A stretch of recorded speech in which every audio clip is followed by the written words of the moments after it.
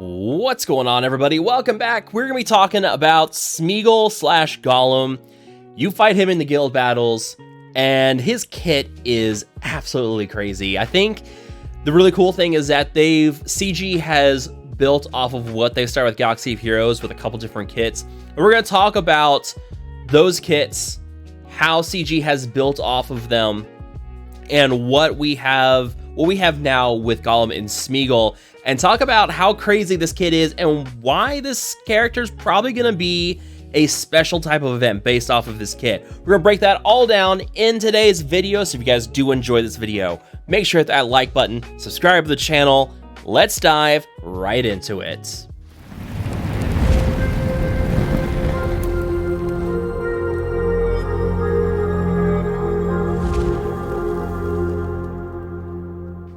So Smeagol, Gollum, however you want to call him, you fight him in the guild chapter 3. On final mission 3-7, the final wave of this mission is just Gollum. And it's funny, when I first started guild chapter 3, I looked at this character and I was like, man, that's a really weird looking goblin. Never really thought about it until I did 3-7, and I ran to Gollum and I was like, oh, now it makes sense. I don't know why I never questioned it, but sure enough, yeah, you get Gollum here. And the way Gollum's kit works is that it's built around a buff called Paranoia. And as Smeagol, you build up stacks of Paranoia. As Gollum, you consume stacks of Paranoia. And this allows you to have two different kits. The Smeagol one is built more as a way to buff up your Gollum kit. And then once you're ready to unleash Gollum, you get some pretty good buffs. The Gollum version deals more damage, can really wreck things, but it's not to say Smeagol doesn't do damage either, but Gollum in a way will allow you to transition between these two phases. It's like a build up and then you cool off, and that's how this kit works. So this I've kind of seen before. There's two different kits in Galaxy of Heroes. I've seen them where they've done this kind of duality. The first one's going to be Commander Luke Skywalker, in that you have this buff called Call to Action. And while he doesn't have Call to Action, he's a bit more tanky, he's harder to put debuffs on, he has higher counter chance, but then once you put that Call to Action on him and you let him go, he deals more damage. He's got bonus crit chance, bonus damage. He turns into a really offensive character. And while it doesn't necessarily change his abilities, it allows you to go back and forth between these two phases, where if you know you've got a lot of debuffs coming in here, you're gonna be taking a lot of damage, you take off that call to action buff. You have him go to a sort of like defensive form so that he's able to kind of take those hits, resist those debuffs, counter, deal some damage, and then once it's through, then you can switch back to his offensive phase and just start wailing away on enemies. And you've also seen that with General Anakin Skywalker as well, where you get rid of his first health bar, he goes into a meditation phase, and then you can start beating the enemies around him. But you have to defeat those other enemies before Anakin comes back out of meditation, and then once he's out of meditation, he just starts wrecking your team. So we've seen this before, where you have these duality phases, and that's no different here with Commander Luke either. So let's start by going over Smeagol's kit here. This is, you can tell it's his by the different color. Smeagol's has a blue background to it, Gollum's has a red background. So the basic is called Stay Back, attacks the target, flips 2 boons, and ignores 50% of the target's armor, gains 1 stack of Paranoia. Slippery Shadow attacks the target, inflicts stun for 1 turn, gains 1 stack of Paranoia, and is unavoidable, meaning that Nimble will not do anything here. You will be able to go right through Nimble and damage the target. Also, I believe this means that he will be immune to blind when using Slippery Shadow, but I don't know. And then his other ability is called Gollum. Gains 4 stacks of Paranoia, and if the maximum amount of stacks is reached, gain Might and Deadly for 1 turn. Otherwise, you gain Might for 1 turn. When using this, Gollum automatically takes control.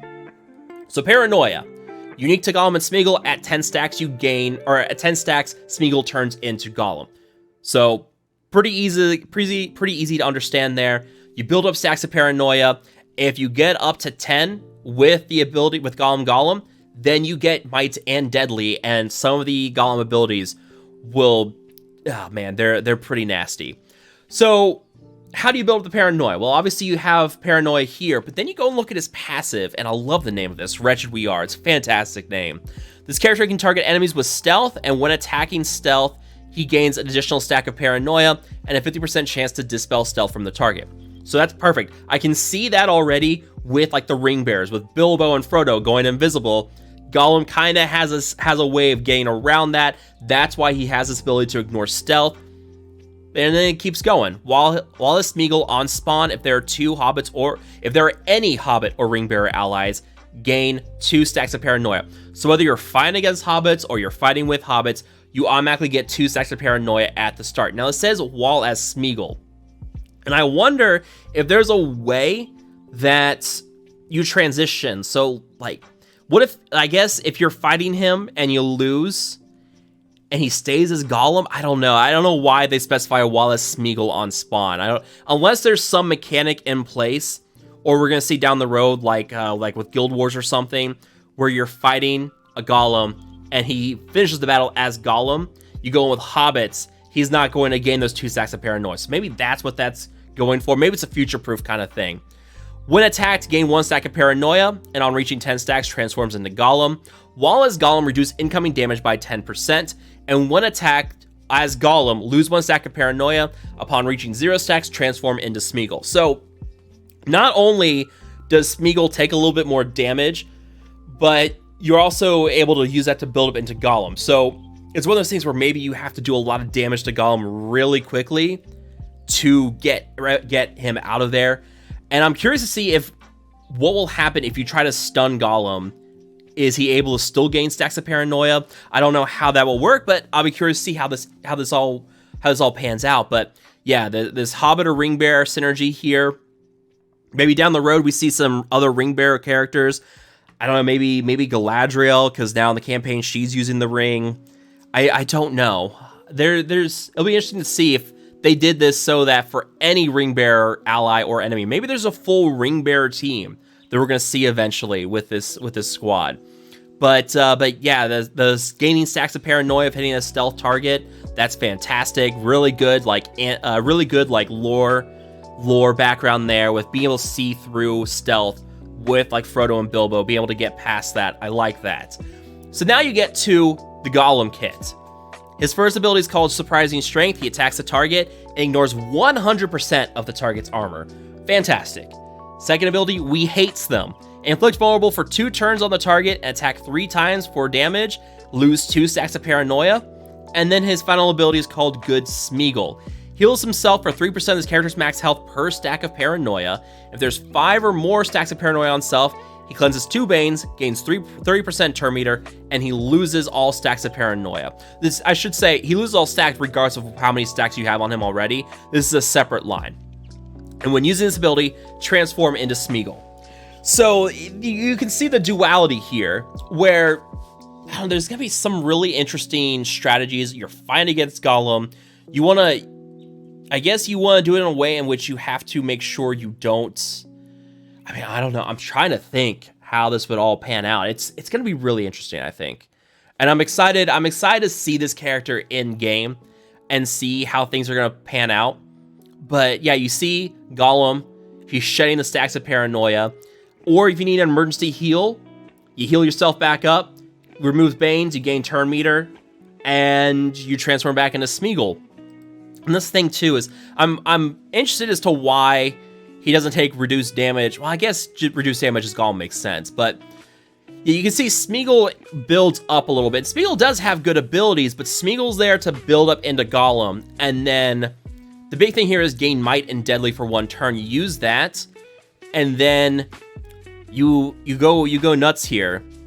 He use We Hates Them, inflict vulnerable for 2 turns, attacks 3 times. That's some pretty solid damage there. But then you can also use it for this. Ignore 100% of the target's armor. You have Might on that. That's going to hit like a truck. But Invulnerable will guarantee critical hits, if it's anything to go by what CG uses. Inflicts vulnerable for 2 turns. There's guaranteed crits. So then you follow with Surprising Strength. You're already guaranteed crits on them, and now you're also ignoring 100% of the target's armor. This should chunk somebody. This should pretty much one-shot someone at that point. Unless you get a way to get vulnerable off that character, that character's going to die the next turn. But yeah, I mean that, and then you heal up, you remove some Banes, you gain turn meter, you go back to Paranoia, or you go back to Smeagol. So Smeagol is like the build up to just turning into this absolute monster with Gollum, and I love it. I love what they've done here with the kit. This looks really cool. I cannot wait to see what they do with this. And in terms of what kind of release this is going to be, I imagine this will be a special event, maybe a legendary, but I would not have this be like an everyday marquee event release. This kit and the way his passive fills out, and just the overall way this character looks and plays, I would expect a legendary or something. Yeah, something special. Maybe we use a full Hobbit team to get him, which doesn't make sense. I don't know. There's gonna be a way to get him, and I cannot wait to see what we do for this. But yeah, enough from me. I want to hear from you guys. What do you guys think of this kit? How do you think we're gonna get Gollum in the future? Let me know down below. If you guys have enjoyed this video, found it fun, you really like that Gollum kit, make sure to hit that like button, subscribe to the channel, share this video. Thank you guys so much for watching. I will see you guys next time.